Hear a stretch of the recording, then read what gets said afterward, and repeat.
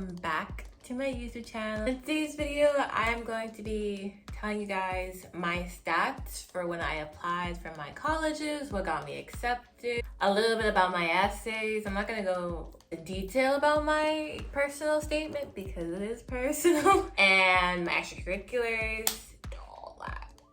So enjoy the video.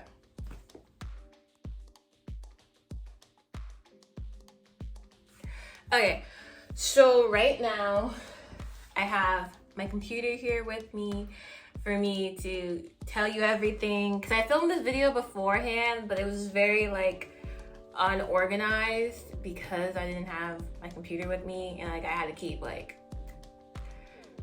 it wasn't coming off the top of my head. So I'm going to start with my exams and everything. So in New York City, or New York State, I think it is, overall. Yeah, I think it's New York State. Overall, we take something called Regents. And Regents are something you take every year in order to go on to the next subject and to also graduate. Two different types of Regents. We have an Advanced Regents Diploma and a regular Regents Diploma. My school, for my program, they want us to get an Advanced Regents Diploma, which means you take a little bit more classes and a little bit more exams. So my freshman year, I came in with an Earth Science Regent. So the tests are called Regents, and at the end you get the diploma, which is a Regents Diploma.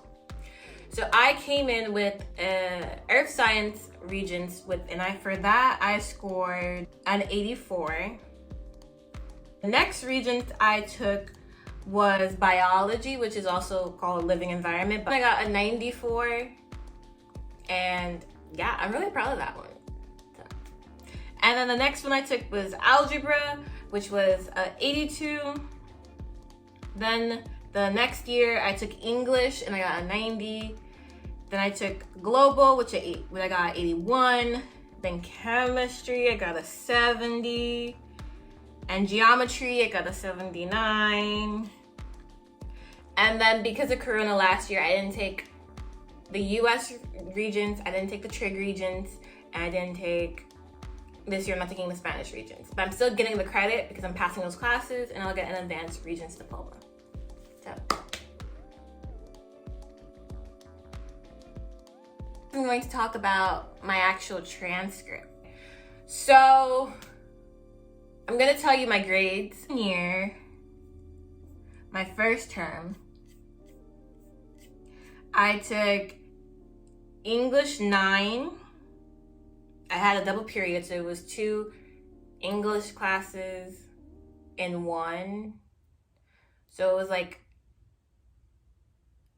how do I explain this? I did English 10 and English 9 in the same year. So that's why I have a double period of English. And I got a 97 in English, and then the second period I got a 95 in English.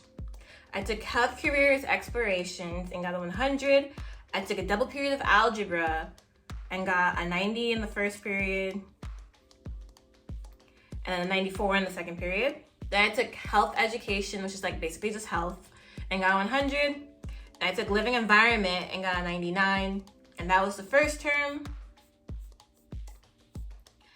Second term, I took English 10 for 2 periods. I got 100 in both. I took Health Careers Exploration still. Got 100. I took Algebra 1, the first period, I got 93. Algebra 2, the second period, I got 95. Then for Physical Education, I got a 95, but that doesn't count towards my actual grade. It doesn't count towards my GPA. It just counts as I passed gym. Then Living Environment, I got 100. So the first semester of my freshman year, I got a 96.43. Second semester, I got a 98.20. And then my sophomore year, I took English 11. So I'm a sophomore taking English 11. I got a 98. I took Spanish 1, got a 95. I took AP World History for 2 periods. So the first period was 91. The second period was 100. Then I took Geometry and I got a 95. Then I took Gym again, doesn't count towards my GPA, and got 100. Then I took Chemistry and got a 96 first semester. So that my first semester average was a 99.02. Then my second semester of my sophomore year, I'm still taking the same classes.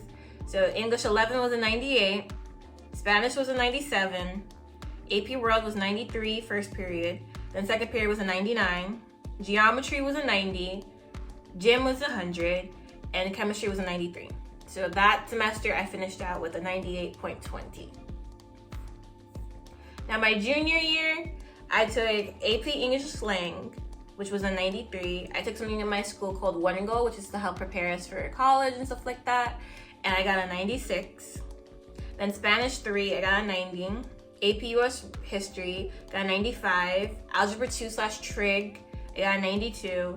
For Gym, I got a 90. And for AP Biology, I got a 99. So this is when it like starts to get more weighted. So like last year, I took AP World History and that added onto my GPA and it was like a little bit more weighted. But since I took three APs that year, it added a little bit more weight. So I finished out with a 98.95 for that semester. Then my second semester of my junior year, I got a 95 in AP English Lang, a 101 goal, a 94 in Spanish 4, and then a 95 in AP US History, a 97 in Algebra 2/Trig, a 95 in Physical Education, and a 95 in AP Biology. So that, for my second semester of my junior year, I have a 100.75 average in those classes. And then the first term of my senior year, because of Corona and everything, I took less classes. So I had a 98 in Illustrations of Anatomy. I had a 100 in Spanish 6, a 95 in Participation in Government, a 99 in AP Stats, and a 100 in Physical Education. So that got me out to 100.48 in my first semester senior GPA. So then when you look at everything and all of that, I need, I think it's 44 credits to graduate, and I came out without this semester, like my ending semester of senior year, of 46.48 credits. And my cumulative GPA was a 98.70, and my rank in my school was this is before this semester, so my rank was 5 out of 499, and then with this semester added, my rank went down to 6, but my GPA went up to 98.75. So yeah. Common App or my applications and stuff like that. So I put my APs because they asked for that, and the APs I've taken are AP English Lang, did not pass that. Should have, don't know why. If it wasn't for Corona, I feel like I would have passed. I got a 2. Then AP Biology got a 3. Then US History, I got a 4. And then World History, I got a 3. So yeah, those are my APs. And then I'm taking stats. But I don't have faith in stats, but we'll see. So then I didn't send my SAT scores to any college because I didn't have the chance to retake it, nor did I see the point in retaking it with everything going on in Corona. And when I did take it, Corona was still happening, like beginning to like just starting to happen. So let's just say my SAT scores are not cute. They're very average, very, very, very, very basic. I feel like if I did have to attach my SAT scores, I wouldn't have gone to as many schools as I got into now. But that's a story for another time. So one of the first activities I put on my Common App was that I played lacrosse for 4 years, which is true. I've been on varsity lacrosse team for 4 years. I played defense, I played midfield, and I was going to play attack before Corona. So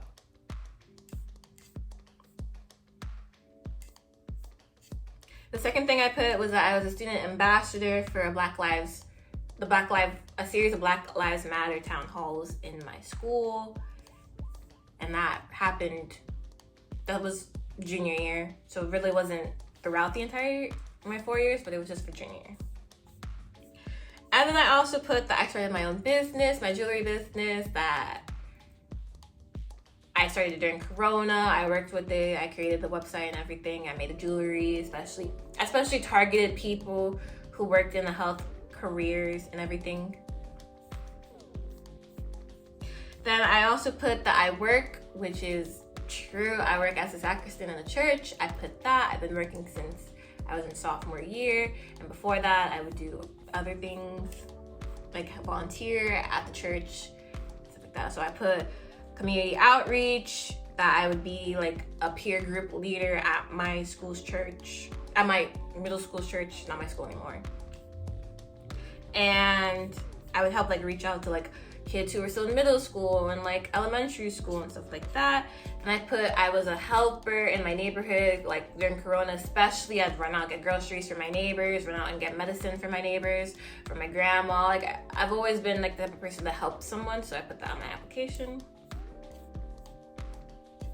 And then my cousin, she doesn't speak English. Well, when she came to America, she didn't speak English and she was going to American school.